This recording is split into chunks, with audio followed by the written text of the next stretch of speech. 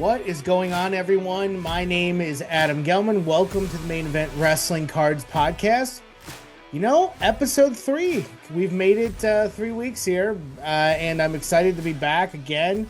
Thank you for everybody that's tuned in and subscribed on the previous podcast. I would love to have more people listen this way. I know there's been a lot of requests for more content around WWE, especially now that a lot of the cards are going nuts and we've had so many big news items. So trying to get as much content out as possible. Hopefully you guys saw the special edition I put out last week. But, I think when we get into the actual podcast flagship episodes every week, I'm going to try and do them every Tuesday. I wanted to wait until Tuesday afternoon because I saw that there was a mystery release that was listed on Topps' calendar. Could have been WWE. It wasn't. But I wanted to give some time before I started recording so I could talk about it if necessary. It ended up being a Green Day set, so not too concerned about that. But today we're going to talk about what's going on in wrestling. We'll talk about SummerSlam and some betting odds, a lot of titles changing hands possibly. Go through some card news as well. Got the National coming up this week. Big sales all around, mostly around Hogan and a few others. And then we'll get into that controversial subjects that I've been talking about here as of last podcast episode. So really excited to share this with you guys. Let's start with Raw because it's interesting to me, sort of the way that they're building up to SummerSlam. And, I like that for the first time in a while, like they're trying to sow seeds for the future without recognizing that SummerSlam is going to be a blow off for a number of big feuds. And I'm curious like how it's all playing out, and the way that they're building up it Raw around these matches isn't the way that I was expecting it to go. They're kind of like, okay, we know we have SummerSlam this weekend, but we've got pay-per-views coming up in the next couple of months that we need to start building for, especially as we lead into War Games around Thanksgiving time. So last night, I saw them post the 8-woman tag match that was supposed to happen. And it ended up being a pretty fun match, but man, I am just so over them trying to shoehorn Nikki Bella into things. Like, you have Stephanie Vacquer, you have Rhea Ripley, you have Io Sky, who are all three people that I absolutely would pay to see. And then you put Nikki Bella on their team. You're just like, what the hell is going on here? I feel like she is out of place. I feel like she is past her prime. And I feel like there's zero reason to be including her when you have such a stacked women's roster across so many different areas of your roster. Just look, you have a thriving mid-card scene. You have a thriving upper card. Like, why do you need to bring back Nikki Bella if there's no room for her? And it just feels like that. It's so frustrating to me that they keep going back to that well. She was never very good. And yeah, she's popular because she was potentially going to be married to John Cena. And then she had a bunch of falling out with her fiance who was on Dancing with the Stars, I believe. So like she's got celebrity notoriety, but man, it just feels like she is way too out of place. So they do that, and then it's basically like, how can we get Stephanie Vacquer the opportunity to sort of do her move to as many people as possible? We did get to see her do it to Chelsea Green last night, which I thought was absolutely awesome. Chelsea is really one of the better sort of in-ring talents that WWE has right now. She makes the most out of every opportunity that she's given. And it was great to see her take a Devil's Kiss because just, that's the whole purpose of really why she's in the match. Her and Stephanie look to be on a collision course for a feud in the future, because I don't think Stephanie's going to win her title match in Clash in Paris. So they've got to set something up for her. And I think Chelsea Green is a perfect person for her to work with if they're not going to put her into a title picture around the Intercontinental belt or another. So really good stuff there. I still think they need to change her finishing move. Like, everybody gets so fired up when she does the Devil's Kiss, and then she goes into this finishing move that people had no reaction to. I think you need a finishing move where the body hits the mat. And instead of body hitting your knee, like unless it's just completely devastating, like the crowd just doesn't have a chance to react. But I think like when you look at the way that Stephanie Vecchia's cards are responding to the way that she's being presented on TV, it doesn't, nothing else matters. Like she is one of the hottest names in WWE cards right now. Like everybody wants her stuff. Everybody wants to have, her select rookies. They want to have all the stuff from 3 count flawless. But, once we start looking at the autographs that were available in Topps Now when she won her titles in NXT, and then when she also had the autographs in Cactus Jack, like those cards don't sell for under $2,000. Like she is a victim of supply with exceptionally high demand. And man, that just makes her cards go absolutely nuts.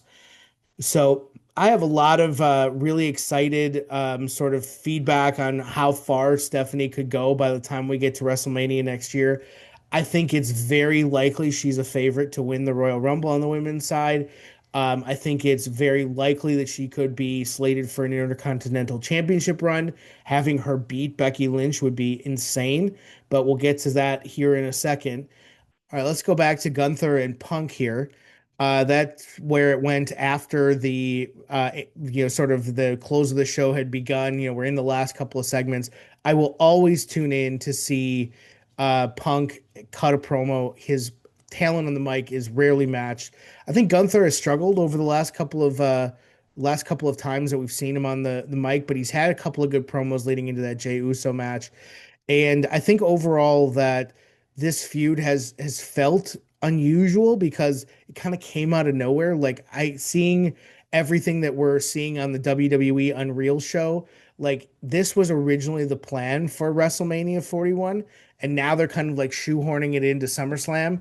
And with the King of the Ring going the other direction for SummerSlam with Cody Rhodes, you had to then backfill a match for Gunther at SummerSlam. And I think they've done a really good job with that sort of build because, as we said, as we've always expected, Punk being the best in the world, Gunther widely thought of as one of the best workers in the world. Like they're gonna have these types of barbs that they can toss at each other, and it'll land. Like it makes sense. I just, it's hard for me to see these styles coming together and putting on a good match, but I know they will. I know it'll be entertaining. Punk's cards overall continue to be strong. I think Gunther has really taken a dip lately. I'm not sure if it was just kind of like the whole thing with Goldberg and just people being sick of that, or the fact that he beat a really popular superstar in Jey Uso, but it's unusual that Gunther's cards sort of sync the way that they've had. But Punk is holding strong, and I think if he ends up winning this match and if Seth actually isn't hurt and comes back, like this could be one of the most memorable moments of the weekend. Um, then they sort of went on to this Lyra, Valkyria, and Becky Lynch feud. I think up until this point, it's been really good. Like I've been very entertained by it, but this was not Lyra's best. Like she was very awkward. The whole thing seemed very contrived. I think they did a good job trying to save it with the kendo stick and sort of the battle afterwards, but this was far from Lyra's best performance on camera. I think it's going to be interesting to see who wins this weekend. I think this is an opportunity to pull a swerve because I'm going to go through the betting odds and you'll see how many favorites there are to change for the belts to change hands. And I just, man, this segment did not go over well. And those shoes that Lyra was wearing was ridiculous. The fact that she called attention to them made them even more ridiculous. I don't even know.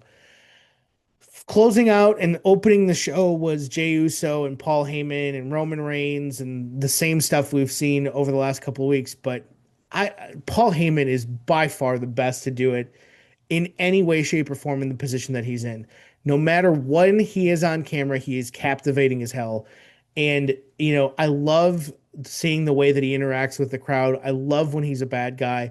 I love when he's trying to get heat. He's so good at doing this, and he is one of the best at just incorporating real life into sort of his promos. He's really freaking good.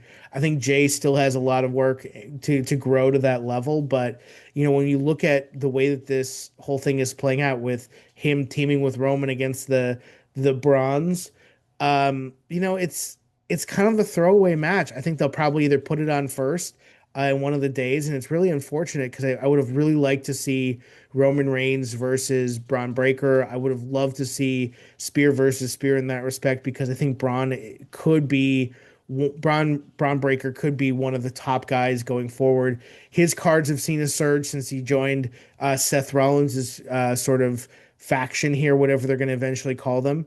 If Rollins is in fact out for a long time, it leaves Braun to sort of either shine on his own or sink. And I really hope he shines because he's really talented in the ring. He's athletic as hell. I love watching him. Bronson Reed has probably the best return of any of the stars that were released during that last wave of Vince McMahon releases.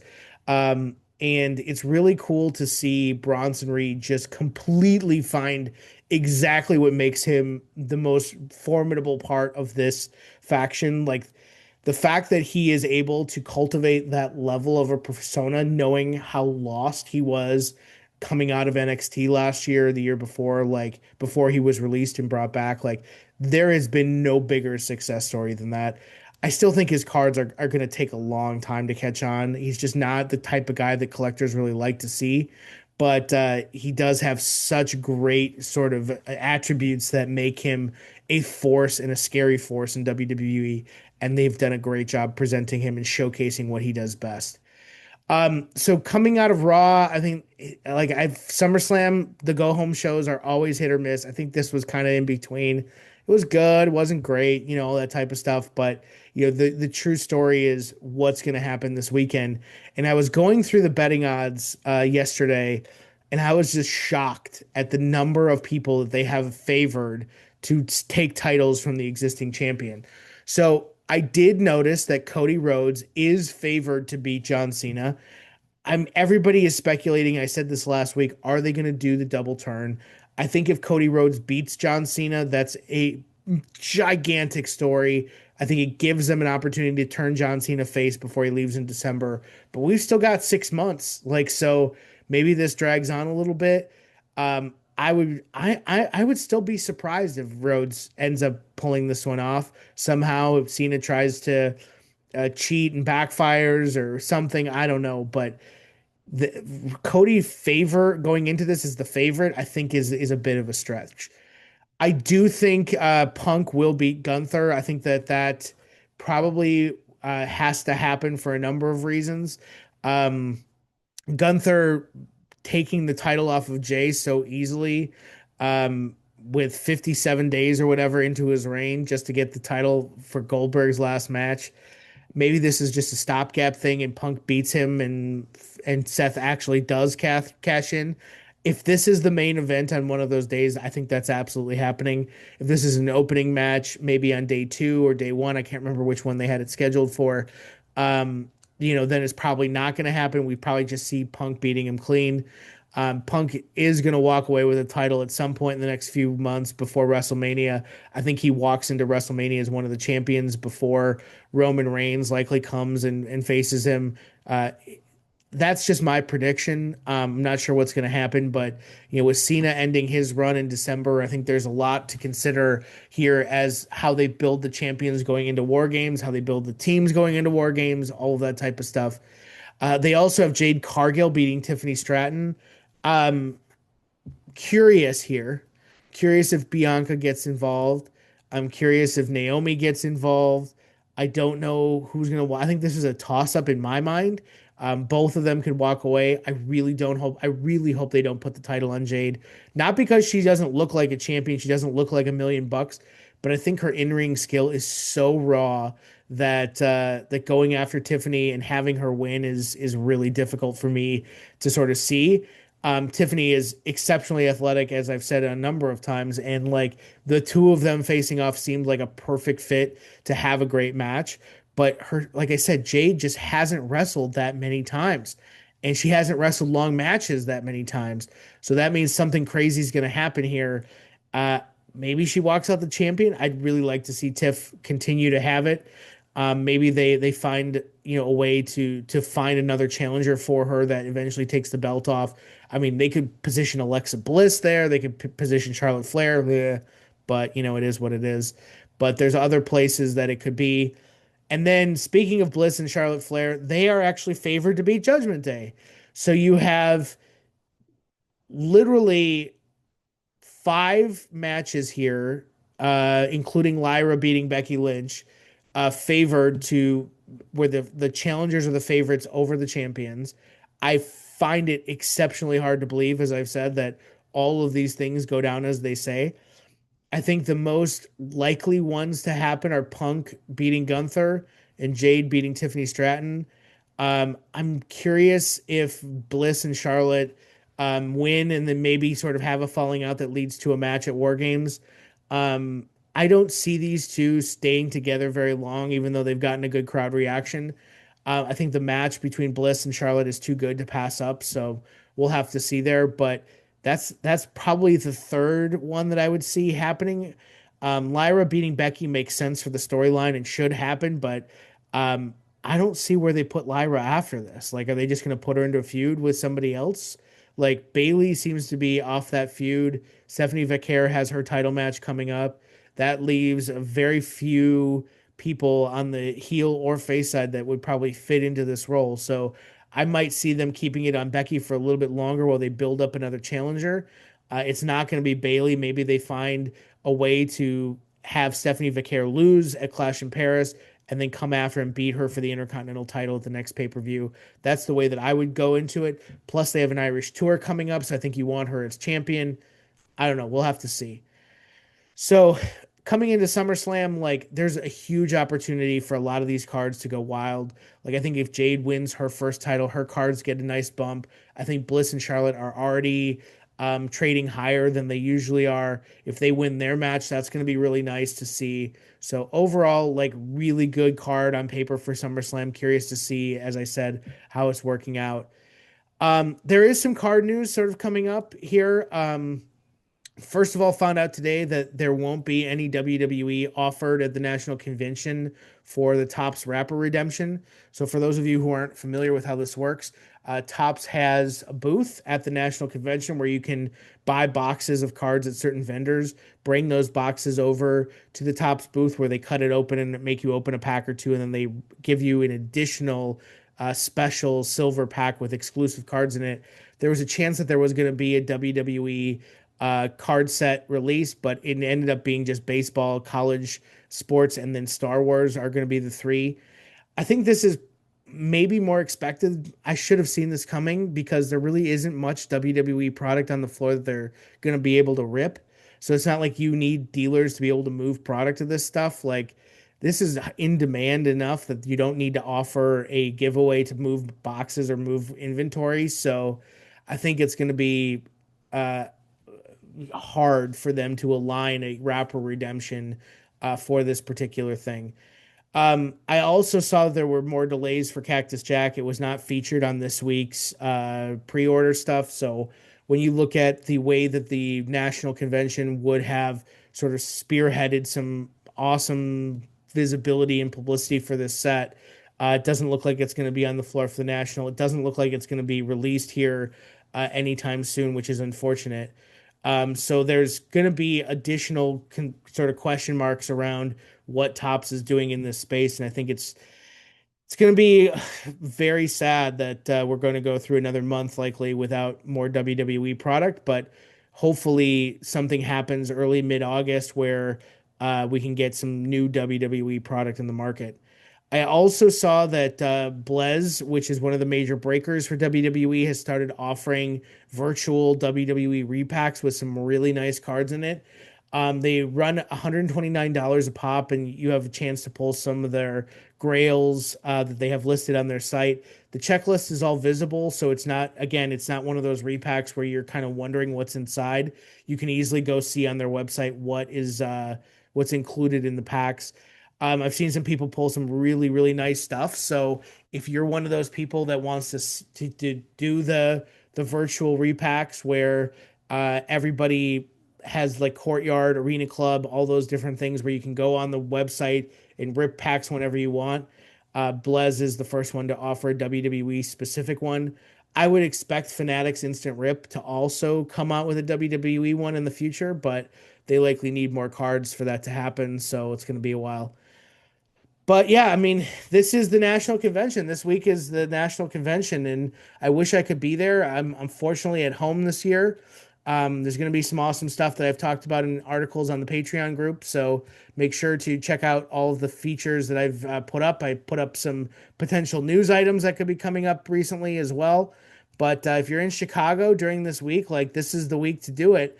There's going to be some incredible table setups for RBI Crew 7, Sports Card Junction, you name it. I mean, biggest week of the hobby is this week, so enjoy it while it's going on. In terms of some sales, I think a lot of this week is dominated, unsurprisingly, by Hulk Hogan and his untimely death. Um, there have been some absolutely insane numbers on some of his cards. I saw a gold prism go for $9,000 raw, which is hugely up from where it was before. There was a $7,500 sale for an Immaculate 101 auto, another big card, big price. I even mentioned on the one of the posts around his death that there was like a $3,700 kaboom. Like, man, his cards are going nuts. I I think this is a really interesting topic specifically because he has signed probably more than any other WWE superstar in history. And when you look at how many autographs he signs, how many times he has signed for sets, I mean, there are so many Hulk Hogan autographs out there that there will be no shortage. Like, you don't have to rush to go get one. And even like because he does signings monthly in Clearwater, like there's just a ton of stuff out there. But I know he is a controversial figure, which I'll get to here in a second. Um, I know that a lot of people tie their collections to him in some ways. He's like collecting the New York Yankees. In that respect, like people are gonna want Hulk Hogan stuff, especially to celebrate his life. I'm not one of those people, but it's not shocking to me what's going on when you look at the auction results and when you look at everything that's going on. Just it happens every time somebody dies. So yeah, I would if you're looking to pick up Hulk Hogan stuff, probably wait a few months. Again, there's no shortage of it. He's been doing this for decades, so um, just let it calm down a little bit, and you should be good. A couple other big sales. I did see the Rhea Ripley 2023 Prism White Sparkle Auto 101 sold for $2,800. Um, the White Sparkle Autos, I think, are some of the best looking Prism cards that exist. They're all stickers, which is unfortunate, but those White Sparkle designs are so cool. I think $2,800 is a steal. Rhea Ripley is going to be the best to ever do it. I don't think there's any question of that. And getting a 101 autograph of hers from a major set like Prism, can't beat it. I saw one of the Topps Now I Show Speed autos with a Braun Breaker thing sold for 25.50. I'm trying to think of what the original ones were selling for. I think it was probably around 1,500 bucks. So those are up. I also saw a Cody Rhodes Black PSA 10 Rumble insert from Prism sell for $2,500. It's really rare that those inserts are selling for as much as they are. So really good top level sales at the VIP area level of WWE cards. I'm pulling the sales data and it's not showing a lot of volume because there's no new products that are out, but the average sales that are going down are just really going well. I think WWE is really going in a direction that once product is on the market, it's going to be really hard to deny that things are going the right direction. The trajectory is super high, and I'm excited as hell to see where WWE goes. So those big sales, I've also included in one of my previous posts. There was a post on Twitter by GemRate that detailed some of the new information that they have on their site. GemRate is the company that goes and sort of keeps track of grades within the hobby. But for the first time, they've offered sales history for a lot of the big names, and you can go and sort by sport. I would highly recommend going and reading some of that data that they've put up there. It again, without any surprise, Hulk Hogan is the top selling wrestler. But like Stone Cold Steve Austin's number two. It's not The Rock. And like there's all of this data points to show that things that we might have expected to be true really aren't true. Tiffany Stratton's had a really good run. Liv Morgan's had a really good run. But limited names because it's wrestling. They didn't go and do research on 35 wrestlers. They did probably five or 10. And it's really cool to see that data on the sales. And I would definitely go check it out on gemrate.com. So yeah, really, really awesome stuff. Good graphs and stuff too. Image sort of visual. If you're one of those types of people, it's a really cool thing to say. For the last 2 weeks, I've been sort of teasing some discussion around some controversial subjects. I want to get into that. I have five of them to go through. I'm going to go through them kind of rapid fire here. And when I'm on social media, and I'm on social media a lot, these are really the main sort of things that people are talking about these days. And I really, really like getting into it with people on this because debating is fun. Social media is fun to have debates with people. But, I wanted to cover them here because it's one of those things that if you're interested in being on social media, you're going to run into these hot takes. And I think it's time to sort of talk through some of them and why they're important subjects for the hobby and why they're important subject for wrestling card collectors. I'm going to go through all five of them, but I'm going to try and sort of play both sides. So excuse my devil's advocate in some of these situations. So the first one I want to talk about is what is a rookie card? I've done a lot of writing about this on the Patreon group a couple of times, and man, nothing gets wrestling collectors more fired up than talking about rookie cards for one specific reason. Um, WWE is a singular organization, and the cards that are offered across their platform are now sort of being supplemented by cards from every walk of the wrestling industry, not just from AEW or MLW that have official licenses with Panini and Upper Deck, but because the independent wrestling federations also want to put out their card sets. Hell, I'm going to be putting out a card set, which I'll talk about here at the end of the podcast. Like these rookies, um, it's hard to sort of differentiate, like because if you come up as Rhea Ripley one day, you may not be Rhea Ripley the next day. Gimmicks change, people change, things change, and yet the cards are expected to follow that formula that has been solidified across sports cards for the last 50, 60 years. So let's define what a rookie is. A rookie is a pack pulled, base set numbered first card at the top organizational level of their sport, and it's not an insert. It is released by one of the major manufacturers. And again, these definitions are supported through every walk of the hobby, whether it's football, baseball, basketball, you name it, rookie card definition, very much the same across all of those. So when you look at independent wrestling organizations releasing small batch rookies of people like, who have experience in the indie federations and then eventually make it to WWE, most of the time Topps or Panini will put the rookie card badge on their cards because they don't meet those definitions. When you're releasing a card from an independent promotion, it's a small release. It's not a major manufacturer. It's not the top organization of their sport. Most of the time you can just buy a whole set at once. They're not pack pulled. So, I mean, like all of these things are really important to determining what is officially the rookie card.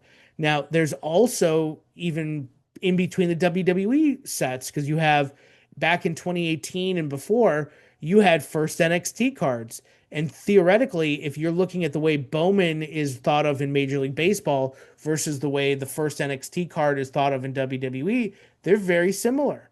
But in WWE, they're considered rookie cards. In baseball, they're not. So I mean, it's kind of interesting in that respect. I would say this: there's been this propagation of, hey, we're going to collect the first appearance of a wrestler in the set. And I think to a degree that works. I think for some situations it might work better than others, but again, it's not a universal blanket statement that you can apply.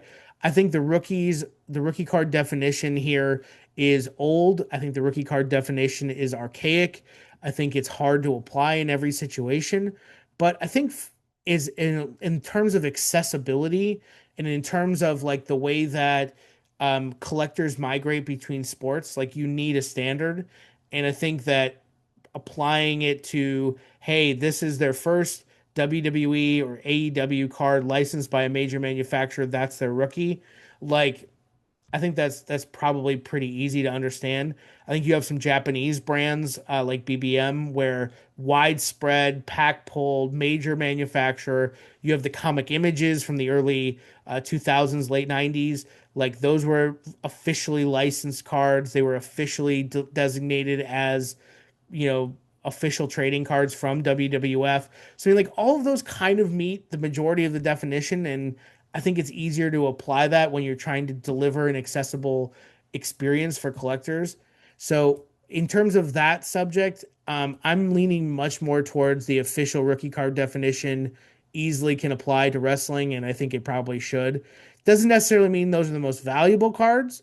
Doesn't necessarily mean those are the most desirable cards, but they are the rookies. So when you say, oh, Stephanie Vaquer had CMLL cards or whatever as part of a giveaway set, like those aren't rookies. Like they're not the same thing as they are when you're releasing a select set where you can actually have a pack pulled Stephanie Vaquer WWE card. Like I think that's absolutely the rookie. But when you look at Julia, she has had cards for 5, 10 years in BBM, major set, major release, widely available, even though they're hard to collect, like because they're international sets, like that's meets most of the definition. So that's why she doesn't have the badge. I think Panini did that right. Now, if you go further back and you go further back when you look at sets that Topps has done, like they've really sort of made it hard and muddy because some people they put a rookie card logo on, like Asuka, when she had the same BBM cards. But I think now it's a little bit more widespread and like, hey, we need to follow the rules. So Topps and Panini have both been really good about applying the badges to the right cards in the last 3 to 4 years. The second controversial subject I want to cover is breakers and the fact that so many people think that they are ruining everything that has to do with trading cards. Um, Here's the thing. Breakers in NFL and NBA and MLB are much, much different than the breakers in WWE. And the reason is accessibility and supply versus demand. In MLB and NFL and NBA, you can walk into any card store and they'll have cards from those sports. You walk into any card store and ask for wrestling, you're probably 50-50 whether they carry anything, especially now when products are so hard to find. Breakers serve a purpose to get more of the WWE product out to collectors through breaks running slots. I think that is a hard take to say, oh, because a breaker is running slots and giving more people access to product, it's bad for the hobby. I think more cards have come out. I think a lot more product value is maintained. I think the upswing in value for singles cards is a result of this, but it's going to be controversial because not every breaker is ethical in the way that you would hope. They're not as quick to ship. You're not the one opening the packs. And there's a lot of reasons why breakers are thought of as evil, especially when you consider their marketing tactics. People not really caring about the cards themselves. They just want to make the money. Like all of those things are true. So yeah, there's a give and take here for sure.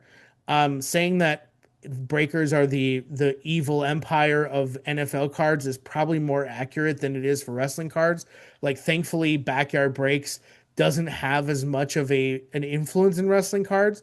They have had quite a bit of wrestling cards that they've ripped, whether it's Flawless or Prism or Topps Chrome. Like they've done those boxes, but I'm really happy that what they do for their products is not impacting WWE yet.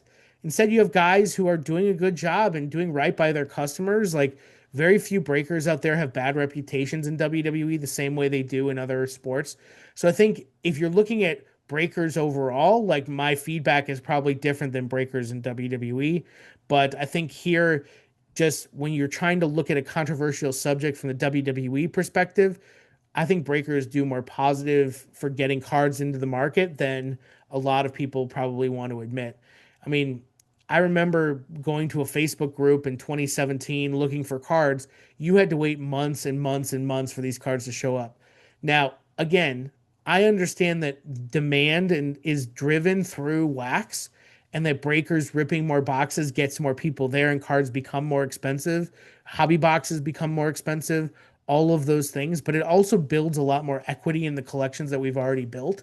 So I think it's hard to sort of weigh the scale the same as you would in other sports, because you either don't have access to the cards and they're much cheaper because it takes months and months and months and months for cards to make it to market, or you have a lot more cards in the market, things are a little bit more expensive, but the accessibility is much more apparent. I can go on to Whatnot or Fanatics Live or whatever and get into a break anytime I want. But if I walk into my local card shop, the chance that they have a WWE box for me to rip is still probably pretty minimal. So a lot of give and take there.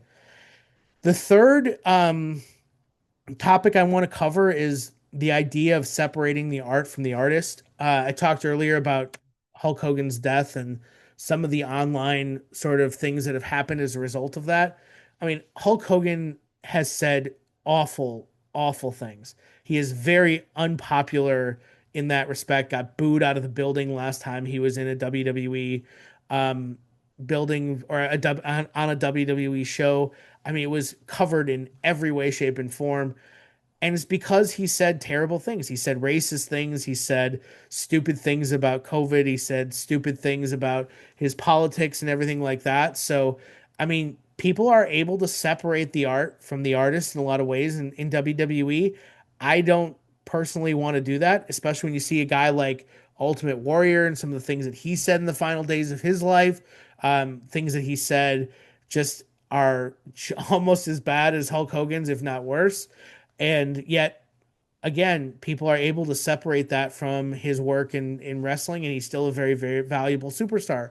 Probably no one bigger than this is Chris Benoit. I mean, like, if you think of the way that people still buy and collect his cards, despite the fact that he had committed probably one of the most heinous crimes in WWE history, like, people are able to do that. People still want Chris Benoit stuff. And, personally, it's not things that I want to collect. I don't want to buy his autographs. I don't want to own his stuff. It just doesn't sit right with me. It's creepy and weird to me.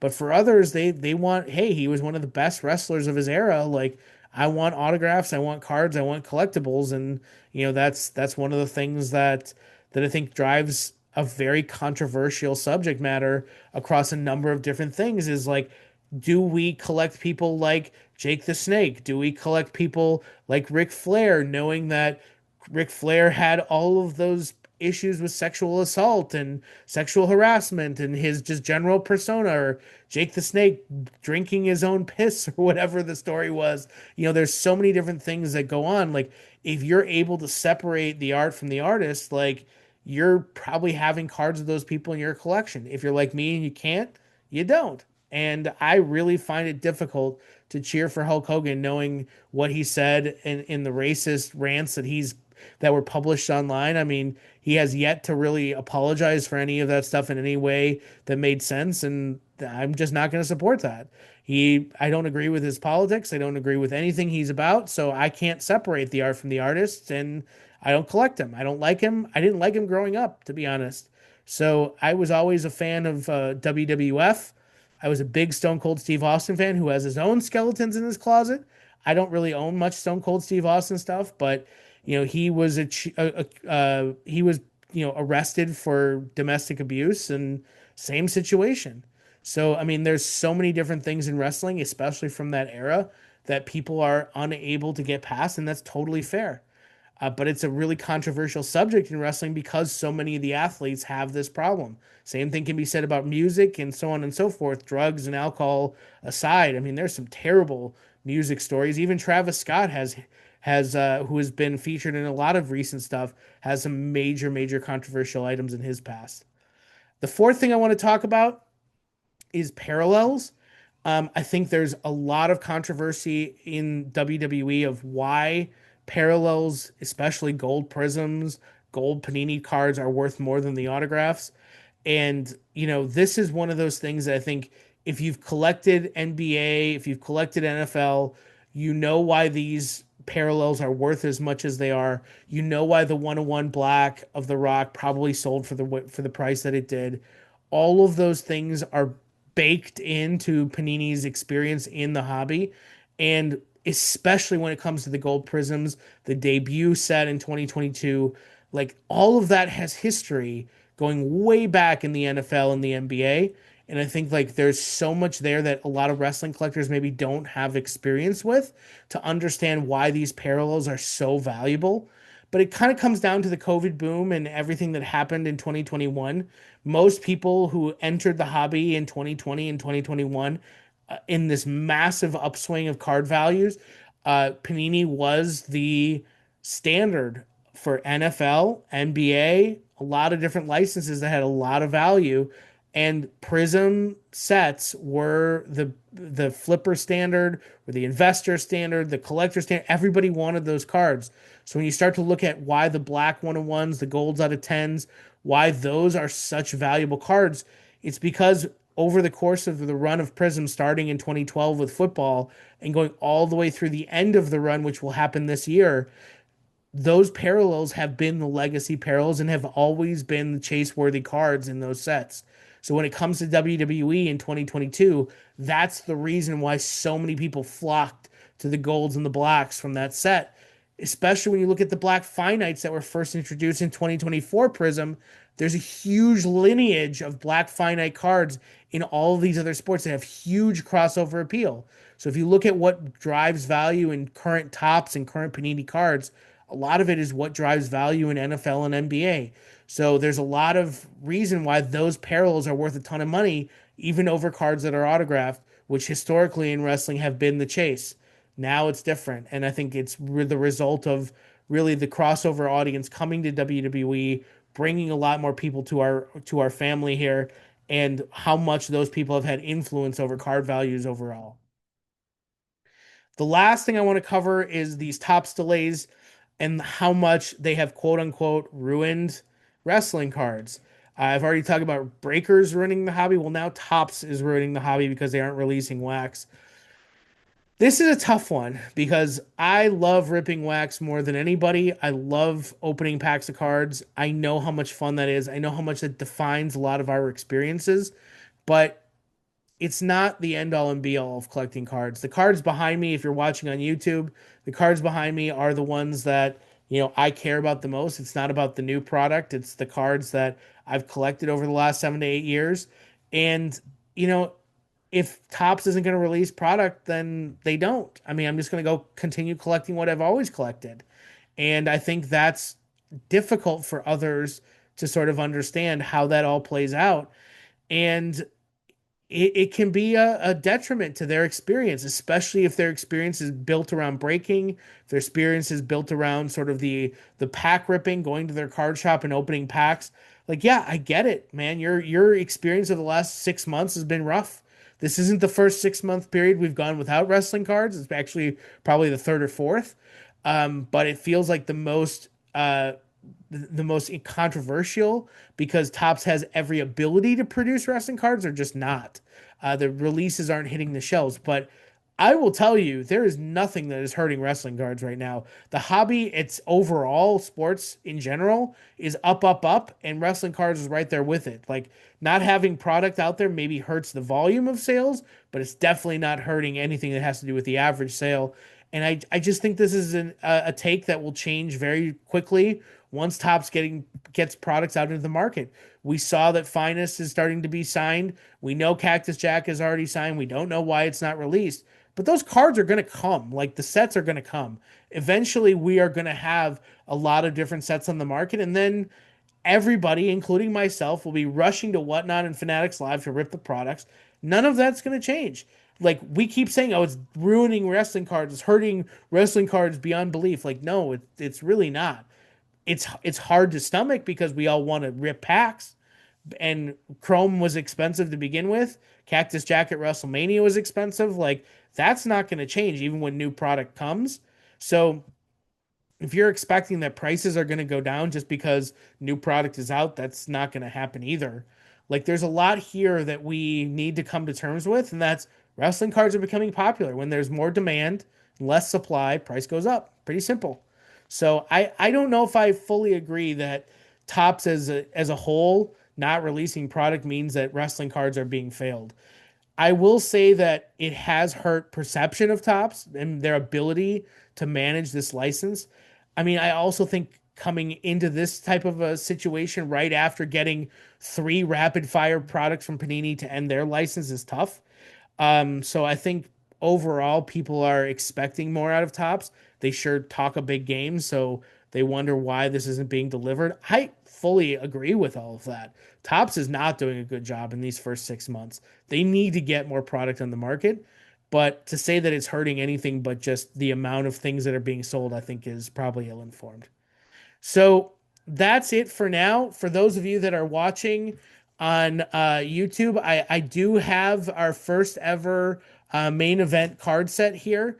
I want to thank Tony Vella of WrestlingTradingCards.com. These are one of one metal cards that are going to be included. I'm getting another version of these printed because there were some printing errors on a few of the other ones, but I've got Becky Lynch, I've got Rhea Ripley. It's that, like, I mean, these are really cool cards. I'm gonna try and get these out to people who want them as soon as I get the second set in. But these were part of the first anniversary of Main Event Wrestling Cards on Patreon. So I'm really excited to get these out to people. I'm gonna have a way to give them away to the members of the Patreon group. So if you haven't joined yet, it's www.patreon.com/main event wrestling cards. Everything is free to join. Come and be a part of it. Tons of content all day, every day. If something happens in wrestling cards, I'm going to cover it on that group. You can also follow me on Instagram at WWE Gelman. You can follow me on Twitter at SC Uncensored. I cover things in real time there. Here it's more once a day. I'll put stuff up on the Patreon group for everybody to consume. But this podcast has become sort of that third leg of the stool here in supporting wrestling card content. My goal is to expand the reach of the group and expand the reach of wrestling cards. It's always been sort of the drive behind Main Event. Hopefully this podcast has been informative for people, and I really hope to continue to get feedback. Don't forget to subscribe and get updates in real time. But that's it for this week. Thanks for joining us. Again, my name is Adam Gelman. Thanks again for being a part of Main Event, and let's hope SummerSlam is as good as it looks on paper.